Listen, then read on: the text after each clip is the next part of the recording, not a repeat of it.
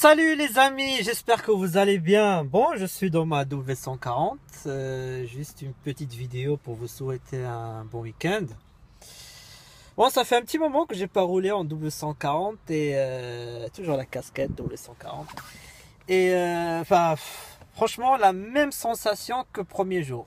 Voilà, ce soleil, hein, on dirait que je suis un fantôme. Casper. Là, je crois que c'est mieux. Ouais. Alors, oui, franchement, c'est depuis le premier jour. C'est comme le premier jour. Comme le premier jour. C'est la même sensation. Cela jamais avec une W140. Jamais. Franchement. Moi, le jour quand je l'ai acheté, c'était un soir.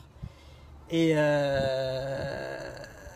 j'étais tellement impressionné que le vendeur il me disait mais accélérez, accélérez. Je voulais tout doucement et tout. Non mais franchement c'est exceptionnel. Et c'est vraiment un fauteuil roulant et c'est la première fois de ma vie. Franchement c'est la première fois de ma vie que je pense même pas la vendre. Ça c'est un truc que on me donne 10 000, 20 000, c'est un truc que je vends jamais. J'ai tellement de souvenirs avec cette voiture, elle est tellement exceptionnelle que jamais je m'en séparerai, jamais. Qu'est-ce que je voulais dire aussi, oui, franchement, cette voiture, pour moi, c'est la dernière classe S. Pourquoi? C'est très simple, c'est que déjà, lors d'une conférence de presse à la sortie de la W126, il y avait les journalistes, etc. Il y avait les ingénieurs de Mercedes-Benz. Donc, c'est pour expliquer, présenter la W126, etc. Vous savez ce qu'ils ont dit? À peine la 126 sortie, elle était même pas, enfin, elle venait juste d'arriver chez les concessionnaires. Ils ont dit, mais attendez, vous allez voir, la prochaine, ça va être quelque chose d'énorme. Donc, déjà, l'état d'esprit des ingénieurs à l'époque et de Mercedes, c'était vraiment quelque chose qui allait être vraiment une sortie exceptionnelle. Et qu'est-ce que je voulais dire aussi, et à sa sortie, ce qui est impressionnant, c'est que les journalistes, quand ils l'ont essayé, là c'est des anecdotes que je vous raconte, mais ça vous donne une idée de ce que c'était à l'époque, une W140. Ils disaient que quand on passe d'une W126 à une W140, on a l'impression de sauter une génération. C'est énorme. C'est énorme comme phrase, c'est énorme. C'est énorme comme phrase. Et, même si moi j'adore la W126, j'aimerais bien en avoir une. Mais je préfère la version US en 560 SEL en bleu nuit avec intérieur cuir beige.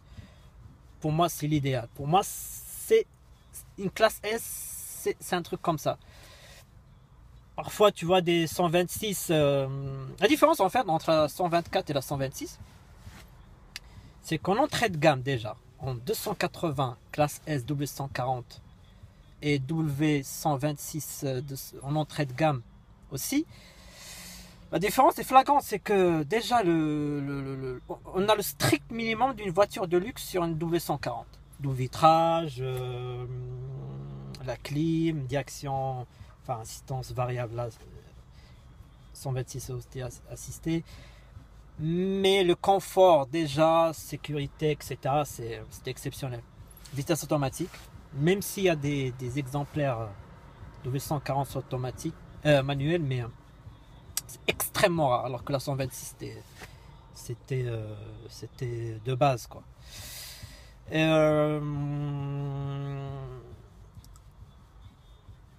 Donc pour moi je dis pourquoi la W140 c'est la dernière. Quand on voit la W220, malheureusement, l'avant de la W120 il n'est pas terrible, enfin mon avis. Il faut vraiment qu'elle soit en phase 2 avec les phares en cristal xénon. Ça c'est pas mal. Par contre elle a un très beau cul, c'est joli, moi j'adore le derrière de la W220. Et mais bon, je sais pas, l'intérieur est magnifique. D'ailleurs elle a toutes les options qui étaient censées être sur la phase 3, une vraie phase 3 de la W140, parce que normalement c'était envisagé. Mais bon, après le tragique accident de Paris, les Didi, ils ont décidé de tourner la page très rapidement en sortant la W220. Mais qui a pris carrément toutes les options qui étaient censées être sur la W140. Je parle déjà le GPS qui était qu'au Japon, mais normalement c'était destiné pour que ce soit standardisé sur toutes les W140 à travers le monde, etc. Enfin, les suspensions, pneumatiques, etc. Enfin, c'était censé être sur la W140. Le régulateur de vitesse intelligent, enfin, avec le radar, enfin, vous voyez ce que je veux dire. Tout ça, c'était normalement sur la 140 phase 3. Mais bon, ils ont sorti la W120, 220 pour tourner la page, passer directement à autre chose. Et bon, moi je pense à la rigueur la W220, c'est, mais j'ai pas l'impression qu'il y a un tel engouement pour collectionner la 220. Peut-être le futur va lui donner raison, on ne sait pas. Après on passe à la W221. Là on passe à autre chose. On passe vraiment, c'est une très belle Mercedes, moi je l'adore. C'est à partir de là qu'ils ont commencé à changer un peu le style, revenir un peu à ce que c'était le design de la 240, à l'améliorer, etc. Mais est-ce que c'est une voiture qu'on peut conduire soi-même? Voilà la question. Moi je pense que non. La 221, 222, ce sont devenus des classes S de chauffeurs. La première image quand quelqu'un me parle de la 221 ou 222, la première image qui me vient à la tête, c'est une voiture noire devant un palace ou Uber ou voilà, un chauffeur assis à l'arrière. Enfin, c'est pas une voiture. Déjà, quand on voit la liste des options, on voit pas les configurations comme c'était sur la 140. Je prends l'exemple, je peux pas. Jamais vu une 221 ou 222 avec, je sais pas, une couleur bleu ciel, intérieur marron, un truc comme ça. Enfin, la liste des configurations sur la 140 était exceptionnelle. D'ailleurs, pour résumer, la phrase est très simple. Il y a Rolls-Royce, quand ils ont sorti la Silver Shadow 1, ils ont dit: achetez votre Rolls-Royce que vous pouvez conduire vous-même. Parce que Rolls-Royce, c'était aussi une voiture à chauffeur. Et pour moi, la dernière Mercedes qu'on peut conduire soi-même, c'est la 140. La dernière. 126 aussi, génération d'avant, oui. Mais pour moi, la 140, à la rigueur, la 220, mais c'est des Mercedes qu'on peut conduire soi-même. Après, voilà, la nouvelle Mercedes, elle est exceptionnelle. La Maybach, pas Maybach. Elle est exceptionnelle, c'est une voiture formidable. Pour moi, la digne héritière de la 140, c'est la Maybach.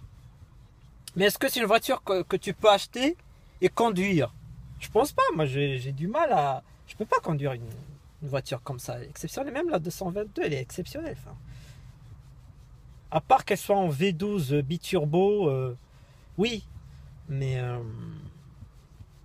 je sais pas. C'est pour ça que moi, ça fait 7 ans. Ça fait 7 ans que j'ai la 140. Ça fait 7 ans.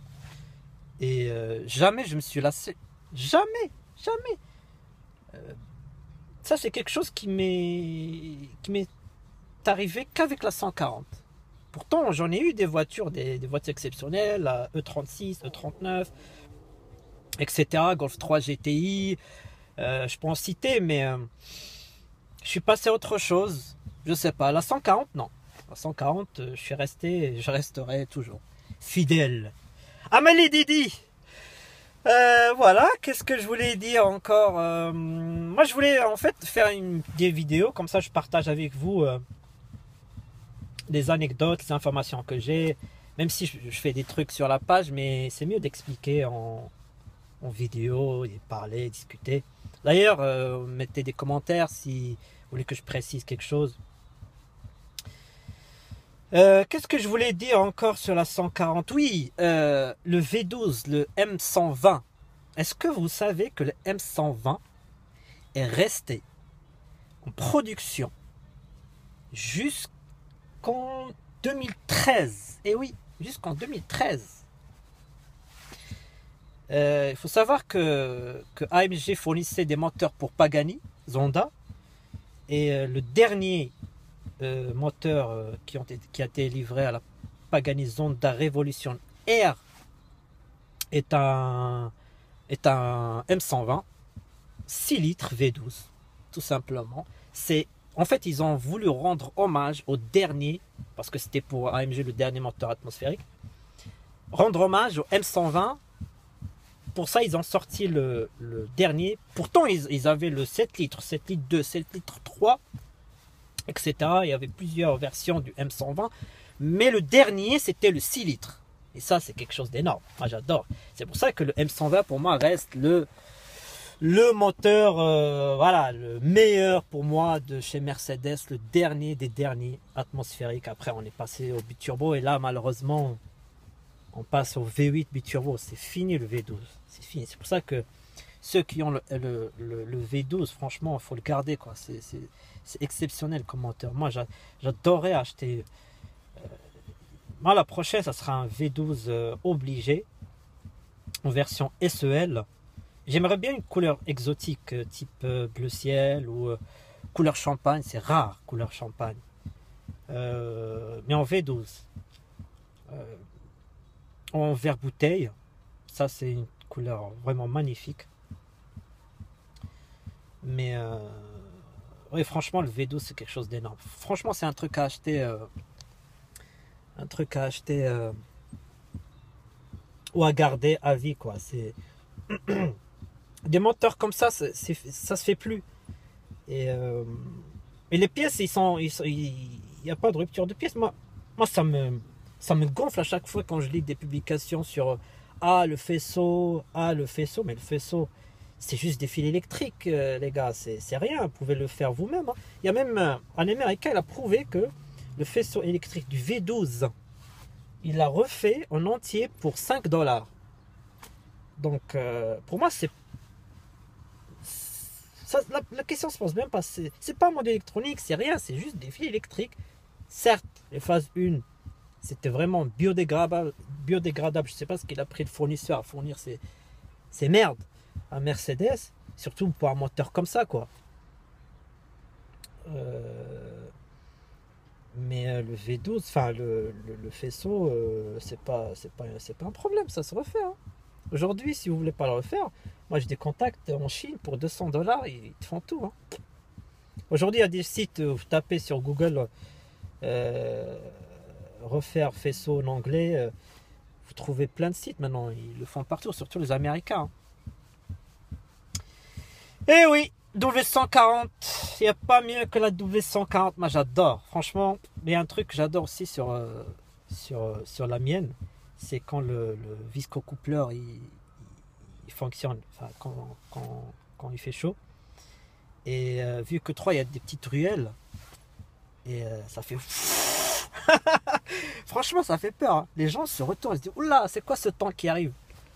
Et franchement, c'est une voiture exceptionnelle. Et j'invite tous ceux... Franchement, je reçois des messages et tout. Il y en a plein qui avaient des W140 et qui veulent racheter la W140 parce qu'ils n'ont pas trouvé mieux. Tu ne peux pas trouver mieux qu'une W140. Et il y en a aussi qui comparent la 140 à la E38. Ça se compare même pas. La E38, elle est sortie juste après la 140 déjà. Et... donc elle avait des options, enfin le volant avec des boutons, le GPS, etc. C'était sur le E38. C'était... Mais ils ne sont pas sortis d'ailleurs. D'ailleurs, chose très importante, c'est que la 140 était censée sortir en 89. Eh oui. Pourquoi elle n'est pas sortie en 89? Très très important comme question. C'est tout simplement que lorsque BM a annoncé que BM allait sortir un V16 sur la E32, Mercedes et leurs bras sont tombés. Ils ont dit mais c'est impossible, comment on peut laisser. Il y a une chose que Mercedes déteste, c'est de voir quelque chose chez BM qu'elle n'a pas. Donc Mercedes a demandé aux ingénieurs, il faut me sortir un V16, mais c'est même pas la peine, cherchez même pas, on veut un V12 et on veut un V16. Il ne faut pas que BM nous dépasse. Déjà, BM c'est elle qui avait le V12 avant Mercedes, ça il faut le souligner. Et du coup, donc ils ont sorti ils ont voulu sortir le V16 en 89, 140 hein, je parle. Et bon, les ingénieurs, ils ont dit ok, on va faire un V16, ils l'ont fait. D'ailleurs, il y a plusieurs exemplaires, il en reste 3 dans les garages de sous-sol de Mercedes Développement. Ils ont fait plusieurs V16. Il y en a qui ont été détruites, mais il en reste 3 exemplaires. Et donc ils ont fait le V16. Tout était prêt parce que l'avantage de 140, c'est que on a l'espace sous le capot. Donc on peut faire un V16 tout en gardant le système de refroidissement. Ce qui n'était pas le cas pour la E32. Le E32, ils ont mis le système de refroidissement, donc le radiateur et les ventilos, ils l'ont mis dans le coffre. C'était moche. Surtout qu'il y avait des sortes de joues là, des entrées d'air à l'arrière. Pour une voiture un peu de luxe, ils ne pouvaient pas se permettre d'avoir ça. C'est pour ça que BM a dit aux ingénieurs, stop, on arrête le projet V16. Si vous voulez voir, j'avais mis une vidéo sur la page, ça s'appelle Goldfish, je crois. Et donc ils ont arrêté. Et Mercedes s'est retrouvée avec un V12 et un V16. Qu'est-ce qu'elle va faire? Bon, elle a arrêté elle aussi le projet V16. Ils se sont dit, bon, écoutez, on va se focaliser que sur le V12, notre premier V12. Et on va décaler la sortie jusqu'à 91. C'est ce qu'ils ont fait. Ils ont fait ça en 91. Ils ont sorti le premier V12 Mercedes en 91. Présentation Salon de Genève mars 91. C'était le truc à